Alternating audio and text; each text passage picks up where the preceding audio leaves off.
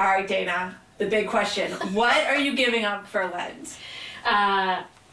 Great question. I actually traditionally do not give up anything for Lent. As you know, I grew up in the church, and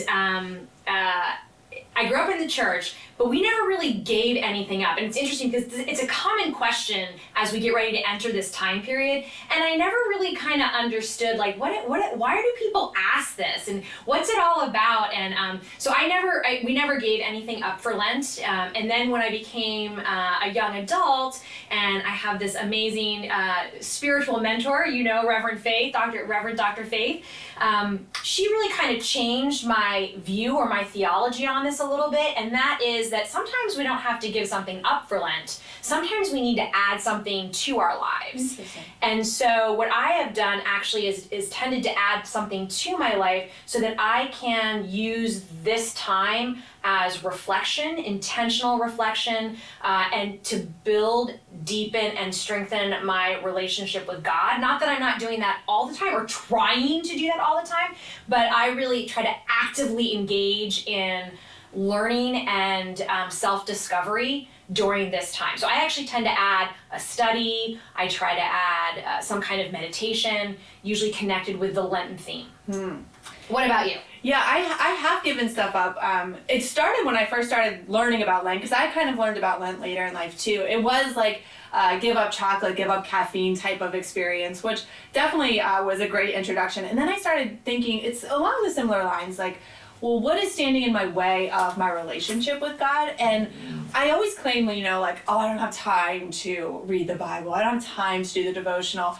But I sure the hell have time to get on Facebook. Yes. And I always am finding time to binge whatever Netflix show. And so I tend to give up those kind of time-consuming things to make space for opportunity to be quiet or, like you said, do a study or devotional. But it's really to get rid of some of that stuff that is standing in my way of my relationship with God. So we really ultimately came to the same conclusion, just in different ways, and so I love that. So today, we are actually going to talk about Ash Wednesday. Right. So what does this conversation have to do with Ash Wednesday? Well, if you stay tuned, we are going to start this journey for you, and we're looking forward to our conversation. At this table, there is no fear. You are not erased. At this table, you're welcome here. You are not erased. You will find your place at this table.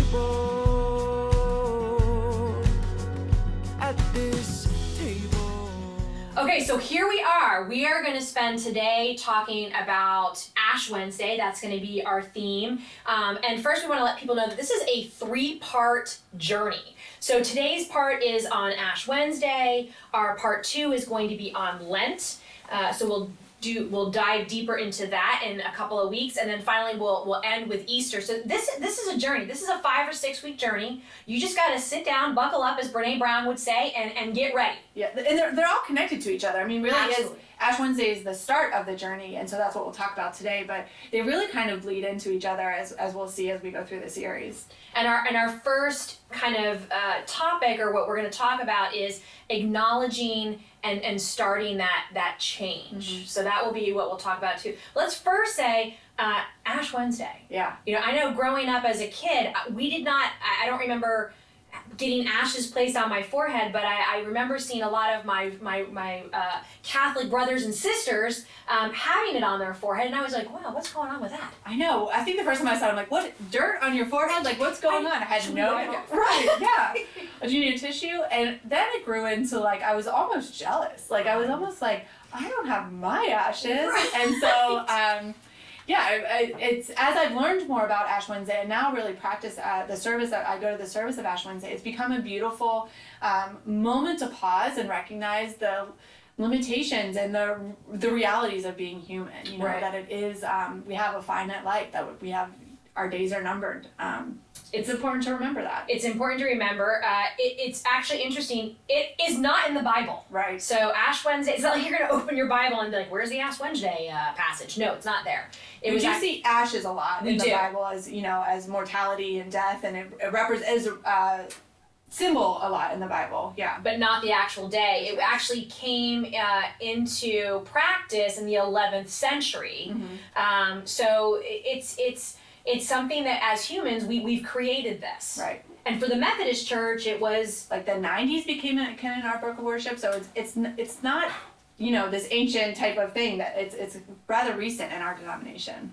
And you've already mentioned that, but yet what we do see in the Bible in a variety of places is ashes, and the importance of ashes and the impermanence of not just life. I would argue everything in our life, that there are, and that's what we're going to really talk about, is that sometimes things need to die in order for us to come out of the ashes, almost like the phoenix rising out of the ashes. Yeah, we think of death as like the ultimate, the end of life, which our culture does such an awful job of talking about and recognizing. But there's also like these little deaths that happen as we go through life, the death of a relationship or a job or bad habits or whatever it is. There are little deaths that are happening as we move through life. And so that's part of what we're going to talk about today as well. Yeah. Of course, there's always that infamous biblical verse, from ash we're created, from dust we're created, to dust we return. Right, and when you're getting the ashes on your forehead, the minister or whoever's doing your blessing will say that. And it's, it's kind of hard to grapple with that. I've done that to people with just seeing tears in their eyes as they recognize the limits of humanity, that, there is a time where we will no longer be in our bodies. Okay. So for our story today, we're going to talk about the story of Nicodemus, a guy named Nicodemus.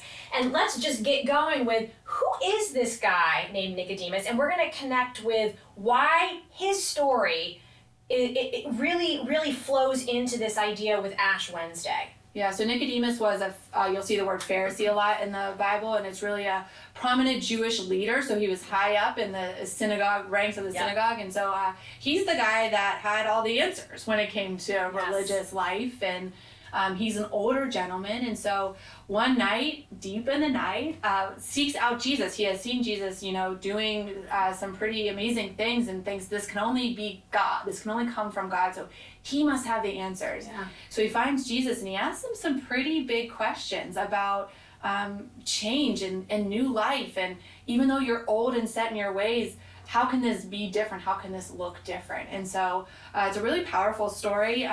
Nicodemus is a really interesting character in that way, that he is, in that this is the water he swam in his whole life, that he's the one with the answers. And now he's here vulnerably seeking answers. Yeah, and I think whenever you and I have these conversations, we always think like, what was it like to be Nicodemus? Yeah. Like, we always try to put ourselves in his position. And I know for me, there are definitely moments where I feel like I should know everything. I feel like but yet I know I'm struggling in some area, and so secretly I've got to figure out, how do I take that step to figure it out? What is that step for me? So I get that. I mean, he's coming in darkness. Right. He doesn't want people to know, but yet he needs to know. Like, there's something he's searching for. And we just talked about, if I was in Nicodemus' shoes, I probably have been struggling with these questions for a long time. Yeah.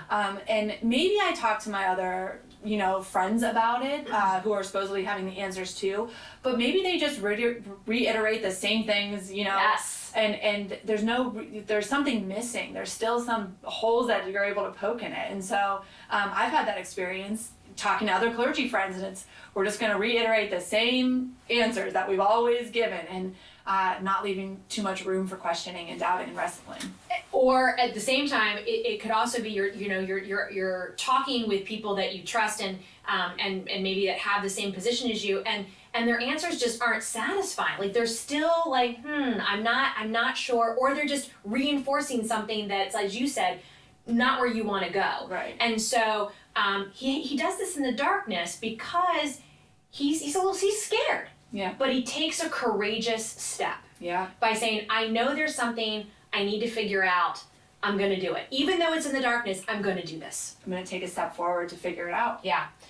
So he gets with Jesus, and I think this is the second really important thing is that he's basically saying, I'm old. How can I really learn new things? How can I see things with fresh, new eyes? Yeah. Is this even possible? I don't understand it.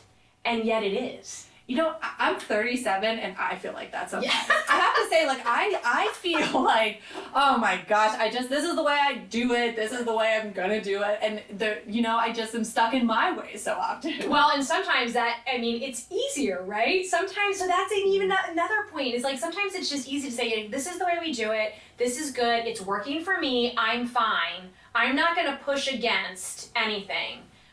It takes a lot of courage, and because there's a messiness. We'll talk about a messiness and the uncomfortable space of where you've got to go to. Yeah. So it reminds me of, I lead a small group talking about racism in light of George Floyd last year, and we were reading some pretty heavy books about racism and white privilege and white supremacy, and my class is made up of 70, 80, 90-year-olds that are asking that have been awakened to some realities that they maybe didn't recognize earlier, and they're really seeking, how can I be different? How can I make a difference? And it gives me so much hope and so much, it convicts me a little bit, to be honest, that if these 90-year-olds are seeking change and understanding, it's a lifelong process. It is a lifelong process, and I think that's there was a reflection or commentary by Reverend Will Willimon, and he uses this passage, and he basically says, you're never too old. We should be asking ourselves, this question all the time through our entire life. We should always be saying, what do I need to learn? What do I need to change? How can I see this new?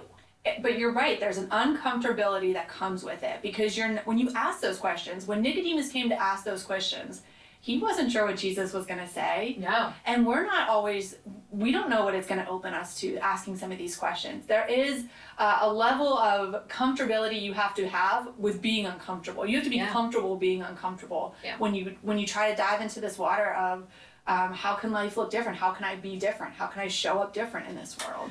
And that's really connects us back to why what does this have to do with Ash Wednesday? And I think it's because for us, what we're inviting people to engage in this first part is just acknowledge and ask that question, and maybe even, do you want to have that conversation with yourself?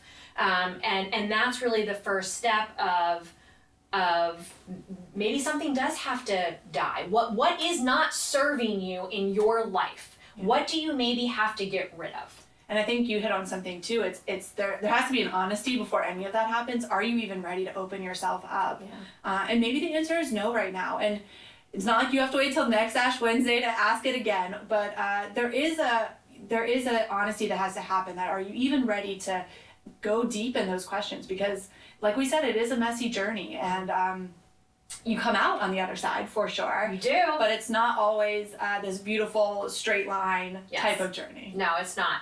And so that gets us into also intentionality. And this is a word, I love this word, I use it a lot, but it is an abstract word. And what does it even mean? How do I be intentional? And so I thought maybe we could talk a little bit about, how do people make this concrete for them? Because this is an intentional process for sure. Right. So the first step, to be honest with yourself. Is it something I even want to engage in at this point? Do I have the capacity? Do I have the time? Do I have the energy? Because it asks something of you to be in this process. And then I think it takes some planning. For me, I'm a big planner. Yes. But I think that it does, anything we want to do in our lives, we have to plan, right? Vacation or to go to the gym or stop by, it's planning. And so for me, I take it maybe even a step further, but I'm like, okay, here's step-by-step process of what I'm going to do and how I'm going to do it. You got your calendar color-coded with... That's right, I do. Let my husband know you're going to watch the kids for this chunk of time, so I can go in the room and close the door and be by myself and really just spend some time in reflection. And maybe I have some questions, maybe I have a blank page of journal where I can just write down whatever comes to mind. But for me, it really is this planned process. And I think it looks different for everybody. But I do think you're right. Like, I also plan it because if I don't plan it, it's just not going to happen. I have to plan things in order for anything to happen, frankly. So, and I realize that for some people it might be having quiet time alone. Some people it may be confiding in somebody that they care about, that they trust, and starting to engage in that conversation. And maybe it's both. Yeah, right. I mean, I'm an introverted person, so I love silence and solitude. But I also need you to have conversations with and community and people I trust and love to kind of have both and. So I can be quiet by myself and I can be in relationship with other people. And it's hard. We're having this conversation. I think it's challenging because we really are saying, what is not serving you in your life? What's what does that mean? What does that even look like? I think that's hard for some people. Yeah, for me, we talk about this. We kind of disagree on this. I kind of think, if you do make space and time to ask this question, I tend to think that something's going to rise to the top. I tend to think that we know, and really, I think it's like what is breaking connection? What's breaking relationship with yourself, with God, with the world, with your loved ones? I think we know. Yeah, and I ebb and flow with this. Like I want to believe that we know, but sometimes I do think unconsciously it's buried deep for whatever reason. I mean, call it, whatever it is. And so I don't know if everybody knows that. And I certainly don't know how to encourage them to figure it out. I do think, to your point, when you decide to be in quiet reflection with yourself and ask some really serious questions, and you're intentional about it, and you commit to that intentionality, you commit to knowing that it may not be comfortable, then you can maybe figure something out. And here's what I'll say. Maybe there are multiple things. Yeah. And maybe what rises to the top is the easiest thing. Maybe it's something that you can actually do. Maybe it is, I do watch Netflix a lot, and maybe that is what rises to the top. Start there. I mean, you don't have to dive into like everyday therapy sessions to like figure out what you're doing for Lent. Right, exactly. I think that it's like you start with where you are too. I mean, there's intentionality for sure, but it's not.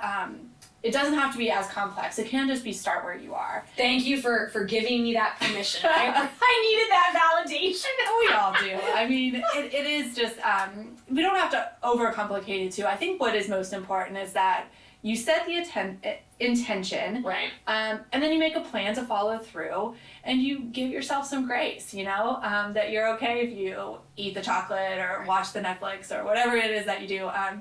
To hold yourself the way God would hold you, with grace and love anyway. I love that, and I appreciate that. So I think that's what we'll let people start with right now. It's just, one, I love asking yourself, do you want to do this? Mm-hmm. And being honest about it. The answer may be no, it's okay, it's not good or bad, it just is, right? And then if you do, now what do I do with that? And planning, I think, is the first step. We'll provide a resource online that provides suggestions and ideas of how you can literally plan this out. Maybe you already have an idea, and certainly we want to encourage you to do that. And then we'll have questions, and one of them is, what is not serving you? What is holding you back from connection with yourself, with others, with God? Yeah, and then maybe the other question is, what can I realistically do? Because it has to make sense for your life. This is not a one-day fasting. This is 6 weeks, which is a chunk of time. Yeah. And so what is a realistic thing you can do? And again, the reminder to start where you are. Wherever you are is good. And so just pick that up from there. Yeah. I like this idea of just, be realistic. Yeah. It may not be something you can even engage in every day. And so be realistic with yourself. Give yourself grace, as you said. Okay, so we'll have those resources available on the website. We'll come back in a couple of weeks to just dig deeper, see where everybody is. We'll talk through this. What does it mean? Because now we'll be in Lent. You'll be right in the middle. And Lent is really a time of, as we're going to go into contemplation and then action. Mm-hmm. So that's where that will take us. We'll leave it at that. If you'd like to follow us, Yeah. follow us on social media at The Collective Table. You Our can podcast. Yep, subscribe to our podcast and YouTube. We want to remind you that there's a meditation from Erica and new music from Mystic Mercy, art by Jennifer Jones. We'll also have a resource for families and a book suggestion if you're interested in diving a little bit deeper. But all of that can be found on our website at thecollectivetable.org, so we invite you to that.